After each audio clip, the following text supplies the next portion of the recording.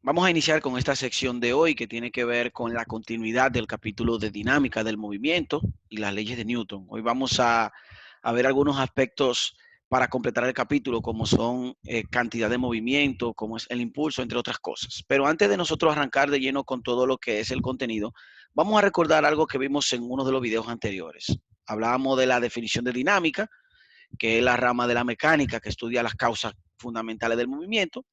Y de esta sección de dinámica, de esta parte de la mecánica clásica, hablábamos de algunas partes del contenido de este capítulo, como es fuerza, las leyes del movimiento de Newton, los tipos de fuerza, hablamos de fuerza centrípeta, y hoy vamos a ver impulso, cantidad de movimiento lineal o ímpetu. Y vamos a recordar un poco de las cosas que ya habíamos visto anteriormente. Recordando lo aprendido, pues habíamos hablado de que la fuerza es una cantidad física con la que expresamos la capacidad que tiene un cuerpo para cambiar de estado y que la fuerza se denota con una F mayúscula y la rayita de vector arriba porque es un vector.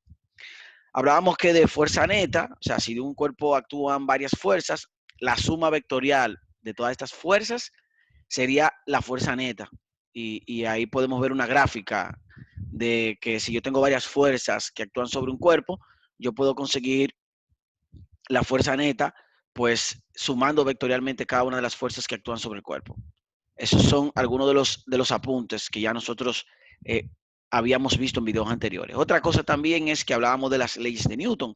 Hablábamos que la primera ley de Newton describe lo que ocurre cuando una fuerza neta que actúa sobre un cuerpo es cero. Decíamos que el cuerpo o está en reposo o se mueve con velocidad constante. En la segunda ley de Newton, pues describíamos que cuando un cuerpo es sometido a una fuerza distinta de cero y el cuerpo empieza a moverse, hablábamos de que entre la fuerza y la aceleración había una relación directamente proporcional, siempre y cuando la masa sea constante. O por el contrario, hablábamos también de que entre la aceleración y la masa había una relación inversamente proporcional si la fuerza era constante. Eso quiere decir que a mayor masa, menor aceleración, manteniendo la misma fuerza. Y la tercera ley de Newton es la famosa ley que se conoce como la ley de acción y reacción. Esta ley establece que cuando dos cuerpos interactúan el uno con el otro, la fuerza que ejerce el uno sobre el segundo es la misma que ejerce el segundo sobre el primero, pero en sentido contrario. Igual dirección, pero sentido contrario.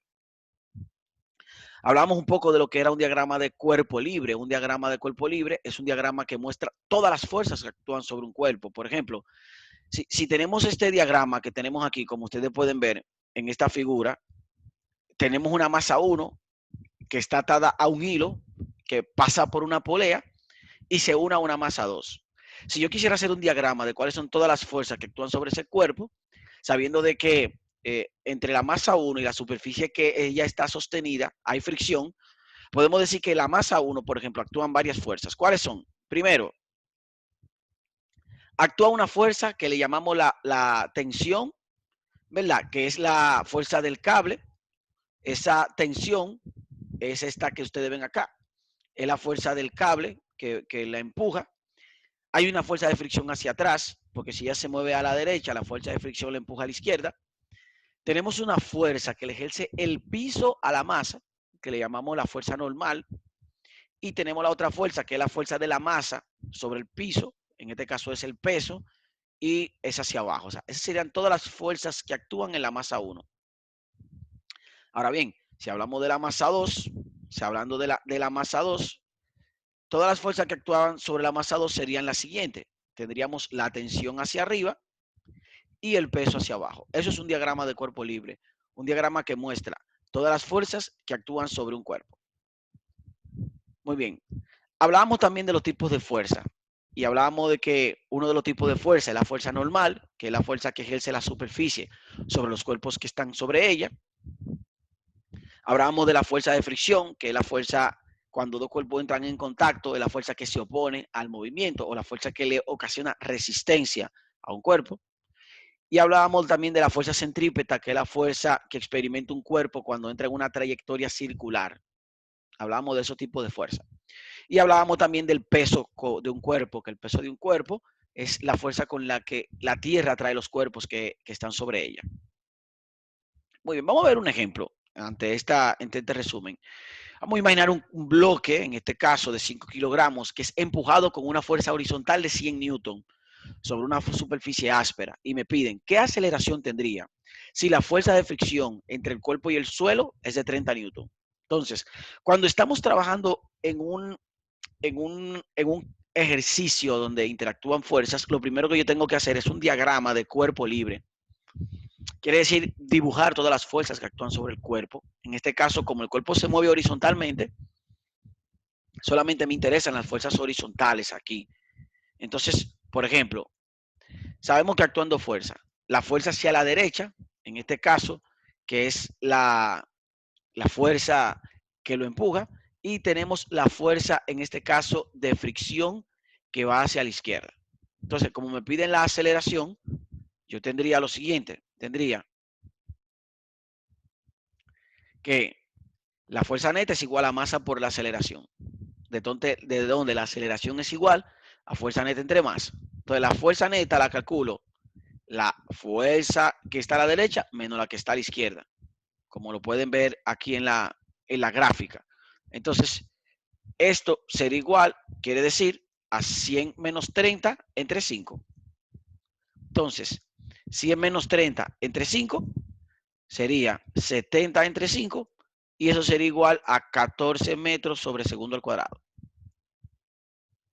Otro ejemplo, me dicen, o sea, un hombre de 80 kilogramos va sentado en una guagua que en un momento acelera a razón de 1.5 metros sobre segundo al cuadrado y me piden, ¿qué fuerza ejerce el asiento sobre el hombre? Me están pidiendo en este caso cuál es el valor de la fuerza normal. Y la segunda, ¿qué fuerza ejerce el hombre sobre el asiento? En este caso me están pidiendo es el peso del hombre. Entonces sabemos que él se acelera a la derecha, ¿verdad? Porque la guagua va en dirección de la derecha.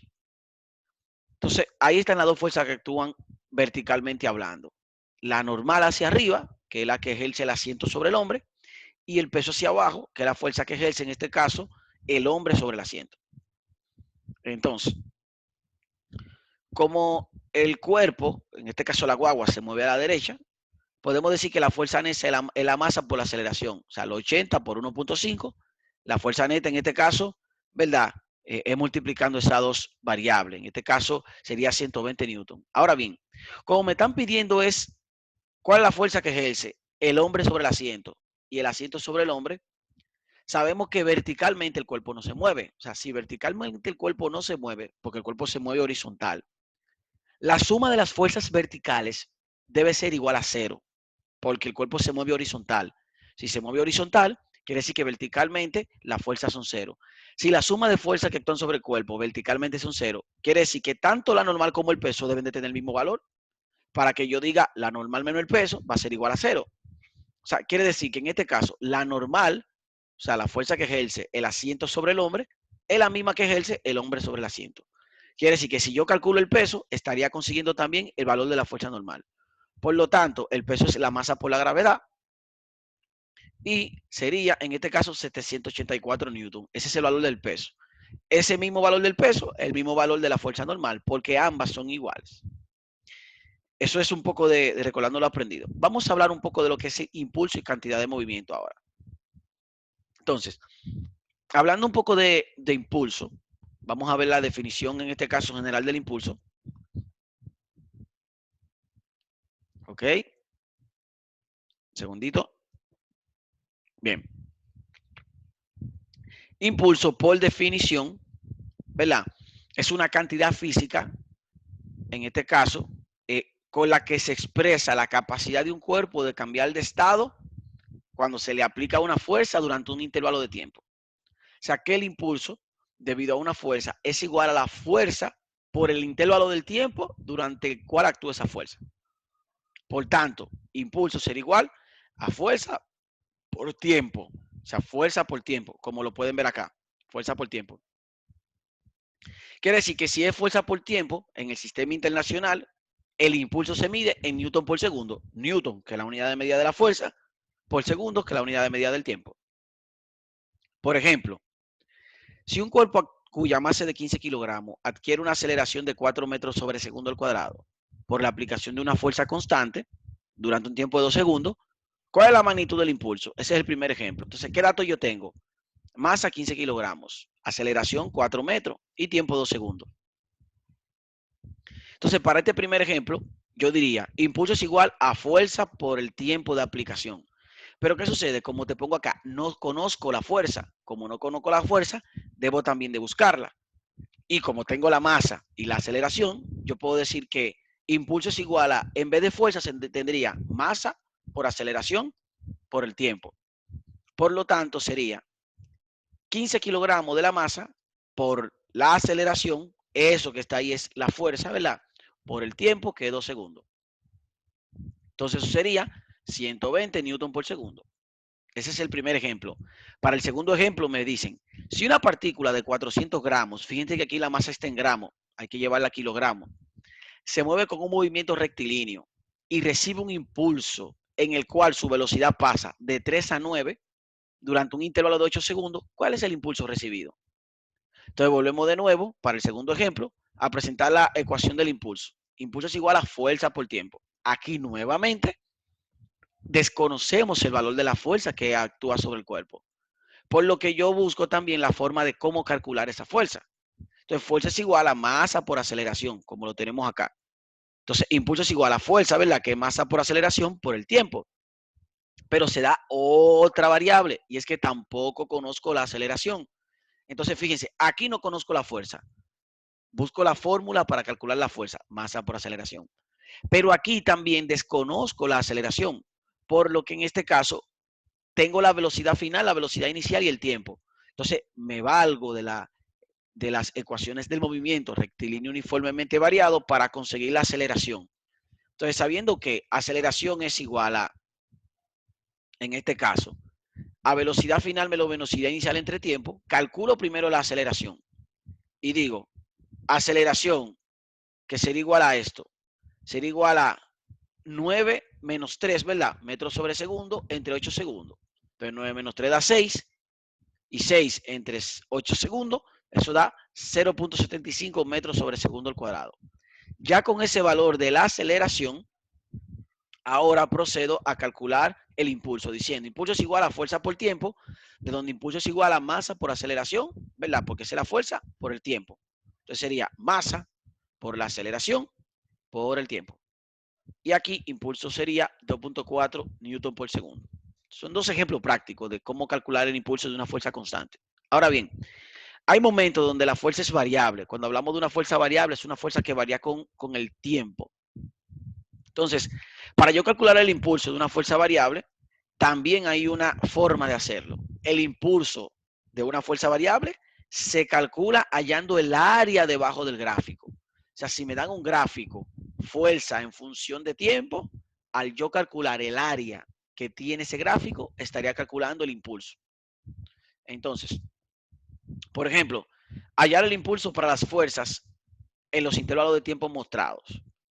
En el primer caso, vemos que la fuerza es de 90 newton, ¿verdad? Que actuó durante 90 newton en 4 segundos. Por lo tanto, aquí, para este primer ejemplo, impulso es el área de esa figura que se forma ahí. Y esta figura es un rectángulo. Entonces, el área del rectángulo la calculamos base por altura. Entonces, aquí el impulso sería base por altura.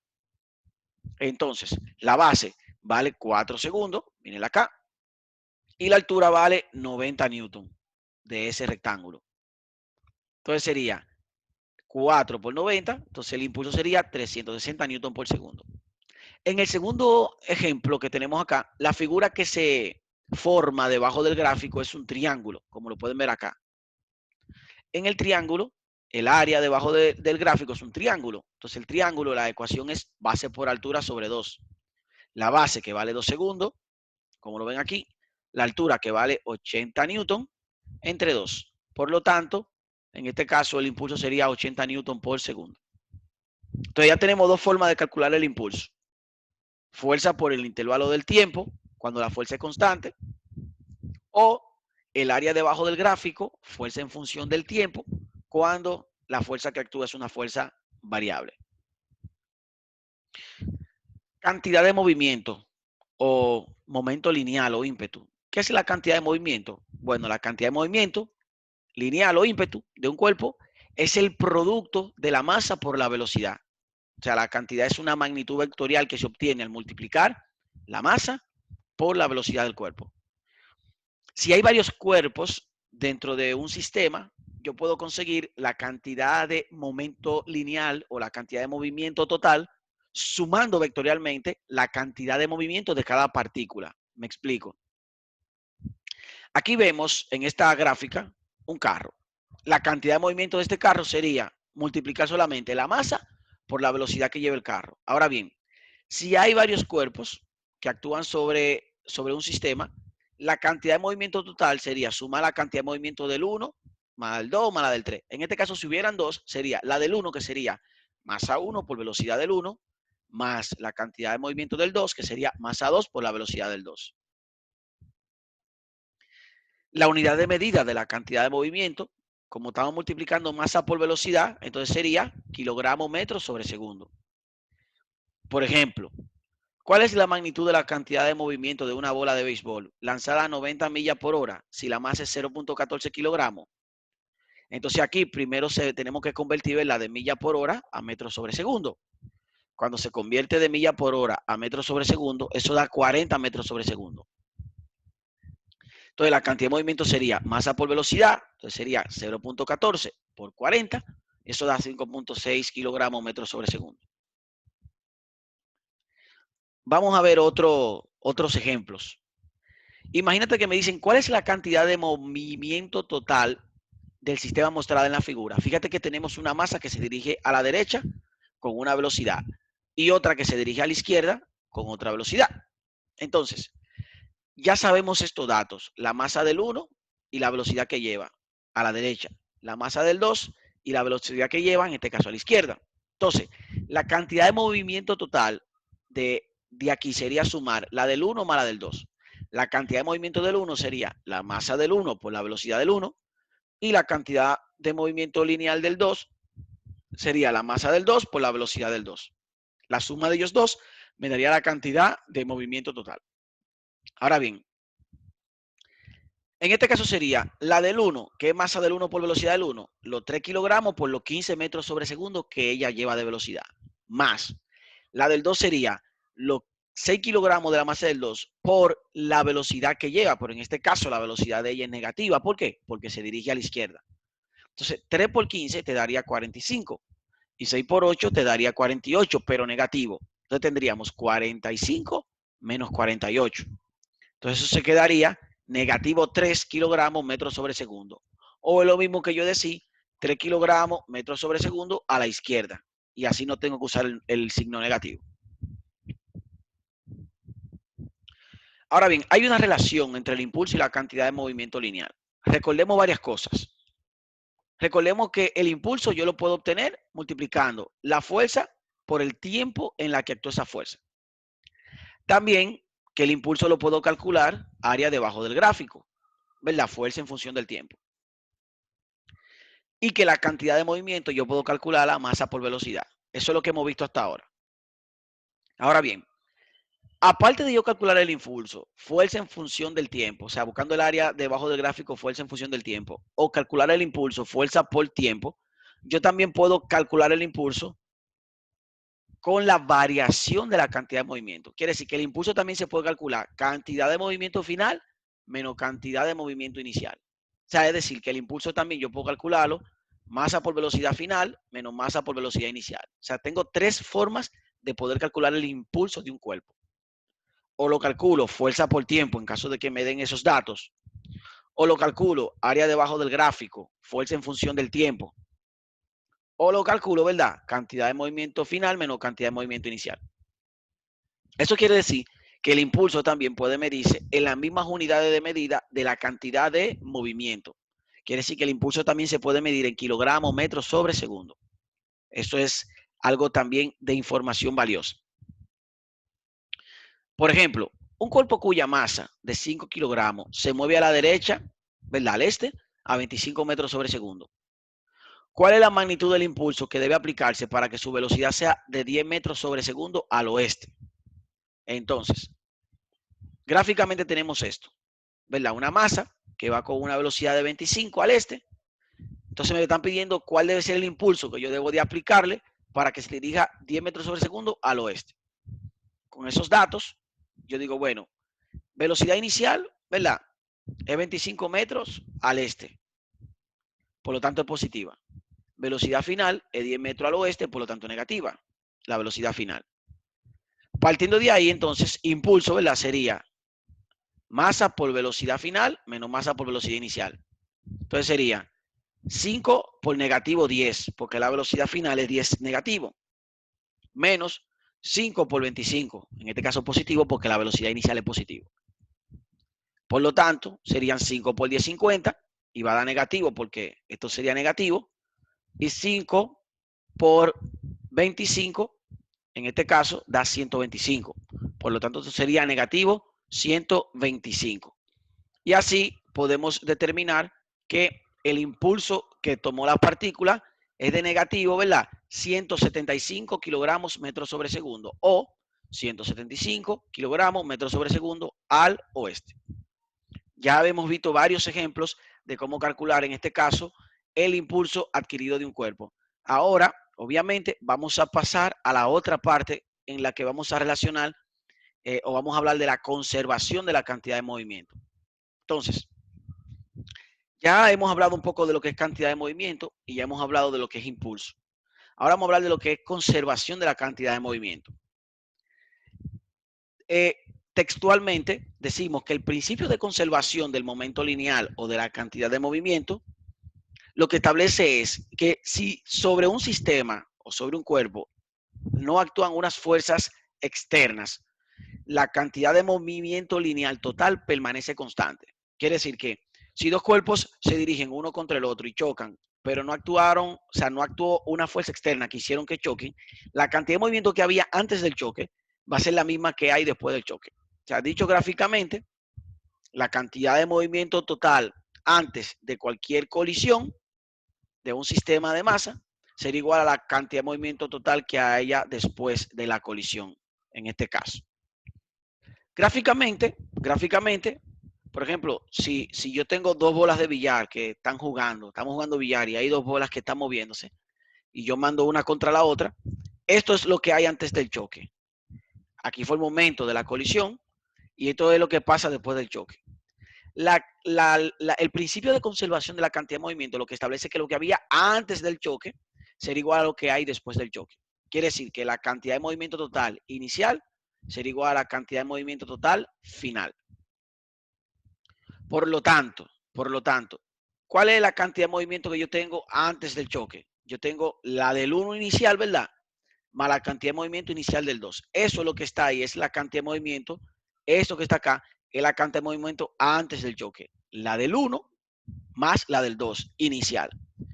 Y final, yo voy a tener que la cantidad antes sería igual a la cantidad después. Quiere haber dicho que esto sería igual a la cantidad de movimiento final total, que sería sumar la final del 1 más la del 2.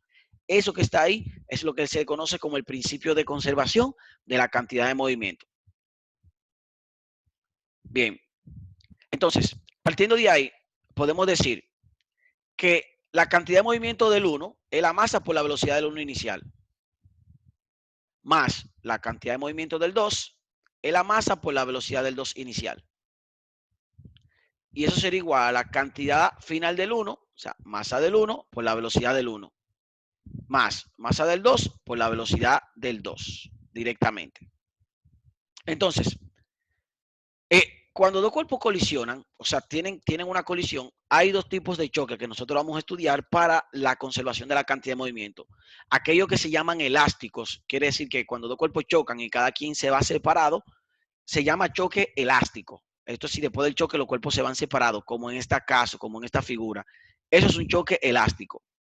Ahora, hay choques que le llaman choques inelásticos, que son aquellos que cuando dos cuerpos chocan, se van unidos. Entonces, para ambos casos, tenemos que trabajar con la conservación de la cantidad de movimiento. Y vamos a ver algunos ejemplos de ellos. Por ejemplo, tengo un carro de masa A con 2.000 kilogramos, se mueve a 50 kilómetros por hora y choca con otro carro B de masa 1.500 que estaba en reposo. Quiere decir que su velocidad inicial era 0. Si después del choque se mueven juntos, ¿cuál es la velocidad final de los dos autos? Entonces vamos a ver, aquí tenemos que aplicar el principio de conservación de la cantidad de movimiento, que dice que la cantidad de movimiento antes debe ser igual a la cantidad de movimiento después. Vamos a ver los datos que tenemos del problema. Masa A, 2.000 kilogramos. Velocidad inicial de A, 50 kilómetros por hora. Masa B, 1.500 kilogramos. Velocidad inicial de B, 0. Entonces, esta es la ecuación de la conservación de la cantidad de movimiento. Esto es lo que había antes del choque. La cantidad del 1 más la del 2. Y esto es lo que hay después del choque. La cantidad del 1 final más la del 2 final. Pero ¿qué pasa? Como aquí se fueron juntos, la velocidad a la que se fueron no es diferente. Es la misma. Como la velocidad que se fueron es la misma, esta sería la ecuación que yo debo de usar sobre la conservación de la cantidad de movimiento. Quiere decir que la inicial de A más la inicial de B. Y esto sería igual a la masa de A más la masa de B por la velocidad a la que se fueron juntos. Y aquí lo que me están pidiendo es esta velocidad. Y para despejar esta velocidad, esta expresión que está acá está multiplicando. Entonces lo único que tengo que hacer es mandarla para este lado dividiendo. Entonces sería de esta manera. Velocidad final sería igual a la masa de A por la velocidad de A, ¿verdad? Lo que queda de este lado entre esta expresión, como lo ven acá. Entonces tendremos 2.000 por 50 más 1.500 por 0 entre 2.000 más 1.500. Entonces eso sería igual a esto que está aquí arriba, todo esto, o sea, todo esto da 10.000 y esto que está aquí abajo da 3.500. 10.000 entre 3.500, eso da 28.5 kilómetros por hora. Entonces ahí está resuelto ese ejemplo. Veamos otro ejemplo un poquito más complejo también. Miren, un cuerpo de 5 kilogramos, inicialmente en reposo, se divide por la acción de una fuerza en dos partes. Una de masa de 2 kilogramos y otra de 3. Sale disparada, o sea, la masa 2, o la masa 1, perdón, la masa 1 sale disparada a 2.5. ¿Cuál es la velocidad, magnitud y sentido de la otra parte? O sea, gráficamente entendemos esto. Un cuerpo, ¿verdad? Que es una sola masa, está en reposo y la masa completa es de 5 kilogramos y por una fuerza interna se rompe en dos masas, una de 3 y una de 2. ¿Qué pasa? La primera sale disparada a 2.5 metros sobre segundo. Y la segunda, pues me están pidiendo a qué velocidad salió disparada. Entonces aquí tengo que aplicar el principio de conservación de la cantidad de movimiento. Vamos a ver los datos que yo tengo. Antes del choque que yo tengo, una masa total de 5 kilogramos y una velocidad inicial de 0. Después del choque que yo tengo, dos masas, como lo ven acá. La velocidad de la primera se fue a 2.5 y me piden la velocidad de la segunda. Entonces, aquí que yo digo, bueno, antes del choque, yo tenía esta expresión. Era las dos masas juntas con una sola velocidad. Y después del choque yo tengo las dos masas separadas con dos velocidades diferentes. De aquí, a mí lo que me interesa es despejar cuál es la velocidad final de la masa 2. Entonces, yo tengo la expresión siguiente. Diría, masa 2 por la velocidad 2. O sea, si yo quiero despejar de aquí a la velocidad 2, lo primero que tengo que hacer es quitar esto. Y esto que está sumando lo mando para acá restando. ¿Verdad? Entonces, si esto pasa restando para este lado, yo tengo, me queda nada más esta expresión. Masa 2 por velocidad 2 será igual a masa 1 más masa 2 por la velocidad menos masa 1 por velocidad 1. Bien. De aquí, despejando la velocidad 2, ¿qué yo tengo? Esta masa pasaría dividiendo toda esta expresión, porque está multiplicando. Entonces, esto de aquí se queda igual y lo único que pasa es que esto pasa dividiendo para acá, como lo ven acá. Y ahora sustituyo. Digo, masa 1 más masa 2, 2 más 3, que es los 5 kilogramos de la primera parte, por la velocidad inicial que es 0, porque inicialmente, ¿verdad? Están los 5 kilogramos por la velocidad inicial 0, menos masa 1 por la velocidad 1 final, masa 1 por la velocidad 1 final, entre la masa 2 que es 3 kilogramos. Todo eso, ¿verdad? Me da una velocidad de menos 1.6 metros sobre segundo. O es lo mismo que yo decir 1.6 metros sobre segundo al oeste. Y esto ha sido otro ejemplo adicional de lo que es la conservación de la cantidad de movimiento. Y con esta última parte, concluimos la parte de, valga la redundancia, del capítulo de dinámica.